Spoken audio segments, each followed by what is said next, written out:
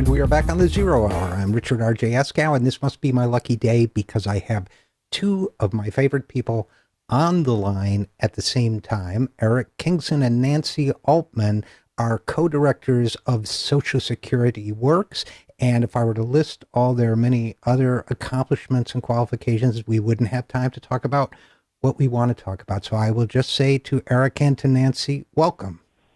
Thank you so much for having us. It's always fun to be with someone we consider one of our favorite people. Well, thank you.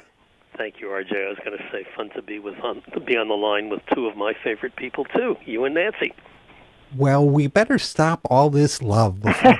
And listen, guys, bear with me for a second while I set this up. I was thinking as during the break that it must be 5-6 years now that I've had the privilege and honor to be associated with Social Security Works in one way or another, and you guys. And I remember, I think in my heart, when I first began working with you, and you were already well underway, thinking, well, this is a great cause to work for a year or so, and then they're going to win because they have the White House on their side, and they have people out there pushing it as bipartisan, cuts to Social Security, change CPI, whatever. We'll fight the good fight, but, we're probably not going to win. And then the Republicans will take the White House and the years of therapy will begin, but we're going to give it all we've got. Now, flash forward to 2015, it seems it's still a fight, but you guys correct me if I'm wrong. I think, Nancy, we'll start with you because you were in Washington, but I think that maybe the winds are really, really changing now. Am I being Pollyanna-ish, or is there something to that? I don't think you're being Pollyanna-ish, but I think this is a moment to not let up and take things for granted. It's time to double down. We do have more and more policymakers and recognizing that the correct answer to our country's challenges is to expand Social Security. For too long, the American people have seen this for quite a long time, but they've been misled into thinking that we can't afford it, that the wealthiest nation on earth just can't continue to provide these benefits, which of course is crazy. But now policymakers are beginning to see it, and the media, the mainstream media still isn't there, but I think they're getting there, and I think it's got great implications for 2016, and I think 2016 has to be the year we really break this into the center stage. So in other words, no room for optimism, but all the more reason to double down on efforts. Eric, you and I have talked a lot about the culture and how something like Social Security represents the underlying culture and value of a society. Now, do you think that that counter narrative that says we're all in this together, that we're all allies, that we're all essentially an intergenerational family, do you think that's part of this shift, or is it more just tactical moves by groups like Social Security Works and others who are fighting to protect this program? Is it all of the above? Why do you think it seems to be moving at least a little bit right now? Good question, Richard. I think several things. I like to think that at base we do have this sense of a system that actually works. It's efficient. It provides people's protections very well, and in that sense, I think it's very. I think it's tied closely to the sense of values you're identifying. But I think there's something else, too, which is politically, this is an example of people outside of Washington, outside of elites, getting their messages into Washington.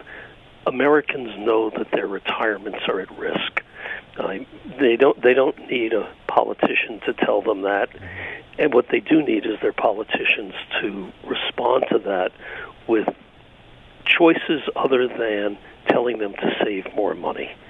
So I think there's real anxiety among people, and I think it's really resulted in members of Congress hearing from their constituents and slowly realizing that as much as they may want a grand bargain or want to push back this part of our Social Security system, they can't do it and get away scot-free with their constituents. So I think what I would say, what I think is very optimistic here is it's an example of how representative governments can work, and unfortunately, we've seen too much of the opposite with Citizens United and really virtually extremely well-off people trying to structure our politics in ways that don't help the middle class. And of course, we've seen, in addition to the flood of money after Citizens United, we've seen people like the billionaire Pete Peterson, the hedge fund billionaire who has spent 30 years now funding meetings and commissions and studies, all very biased towards proving, and games and everything else, towards trying to demonstrate, or frighten, I should say, the American people into thinking there's a crisis when there is none. Now, Nancy, just to sort of reiterate why I felt any surge of well-being. Recently, we've had several votes, and including the Warren Amendment and another. So I would characterize them as proactive and defensive, respectively. The Warren Amendment would have raised benefits, Social Security benefits, expanded Social Security, something Social Security Works has been promoting for a long time. And while it did not succeed, wasn't there some room for optimism in the way the vote played out? Well, exactly. I mean, this was an amendment that was offered by Senators Warren from Massachusetts, Senator Joe Manchin from West Virginia, Senator Patty Murray from Washington State, Senator Sherrod Brown from Ohio, and Senator Schatz from Hawaii. So it really covered the country. It spanned the political spectrum from conservative Democrat to progressive Democrat. It was a vote, as you said, on whether the Senate, the members were in favor of or not in favor of expanding Social Security.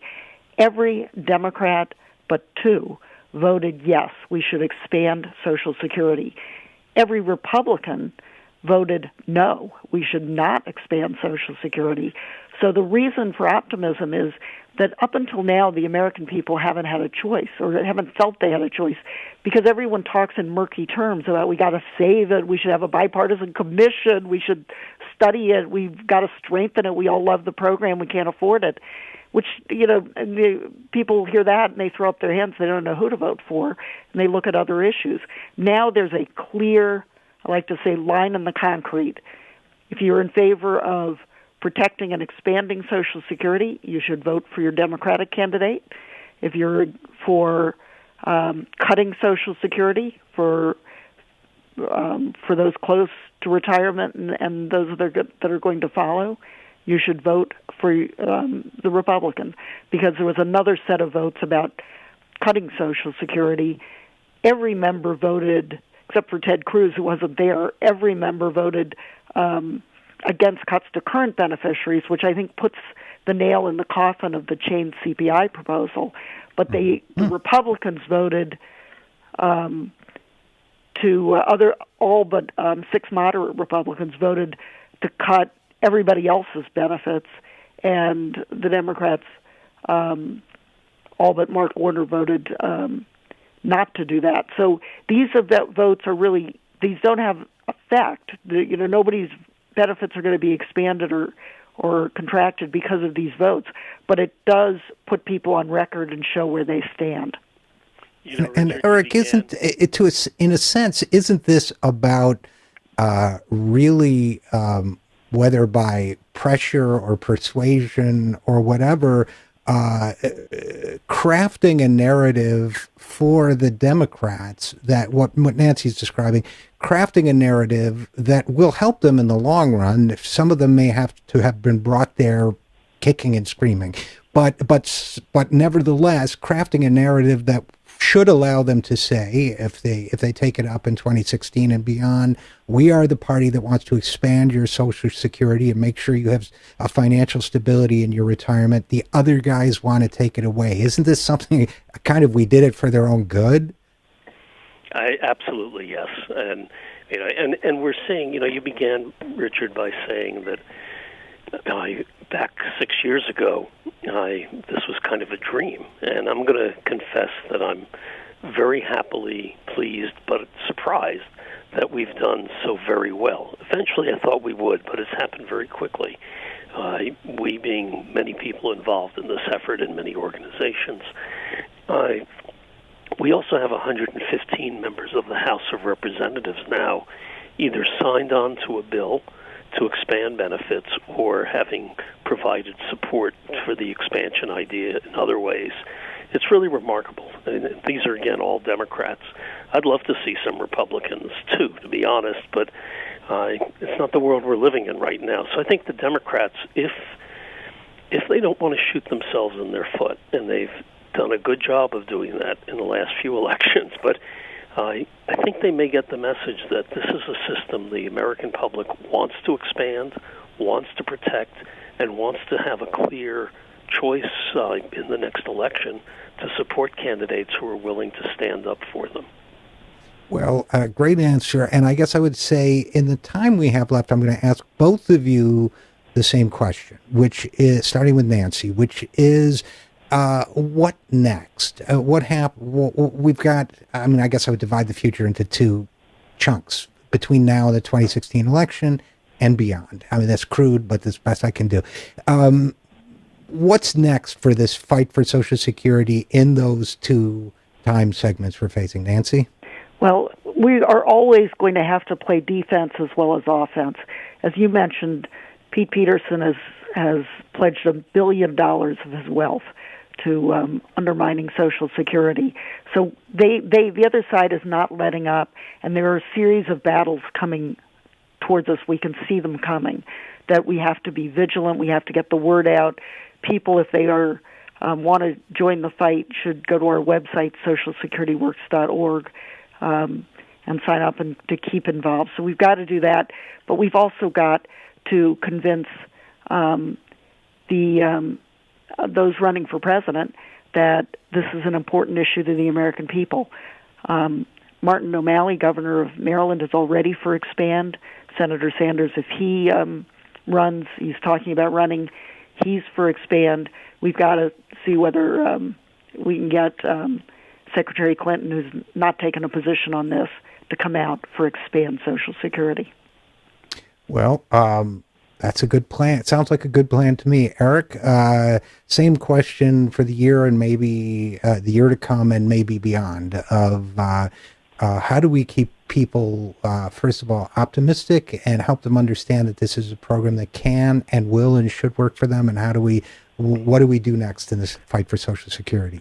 First and foremost, everyone who listens to this program and who cares about this issue should know that their voices matter extraordinarily in this discussion. They need to contact their representatives, the politicians who are running for office in the next round. They need to present their views about how critical the system is to maintain, but also to expand, that this is the way we need to go. So the voice of the American people is critical, and it's an opportunity for us to take back our economy. Our economy has been frittered away. The growth of our economy has been frittered away to the very well-off in our society. So there's that. Along with that, there's defense. Defense is terribly important. There's a story behind this. There have been billionaires who've been working to undermine public confidence in Social Security. They've partly succeeded, but they haven't undermined the desire of the public to have a strong system, or the understanding that they have a system that fundamentally works for them. And actually, a little bit, it's less self-promoting than issue-promoting, but Nancy and I have a book called Social Security Works that's available, which really outlines the battle to protect and expand Social Security, and pulls apart some of the arguments, all the arguments, frankly, of those who would like to dismantle it. So we talk about why we can afford, as the richest nation in the world, to provide things like a 10% increase in Social Security, like paid leave for illness through Social Security, paid family leave, a number of things that most nations have that we can have. But it's up to us who are involved. It's up to us, meaning the public. It's up to us to get our word into government, into our representatives, and make it clear to them, and give them, and those who don't have spine, give them some spine. Those who have spine and are pushing, have their backs and stand up for their representatives who are pushing to expand the program. And one thing every elected official in Washington will tell you is that they do pay attention to who calls, to who writes, to who lets them know their opinions. So we're going to have to leave it there, but thank you so much, Eric Kingson and Nancy Altman, co-directors of Social Security Works, for joining us.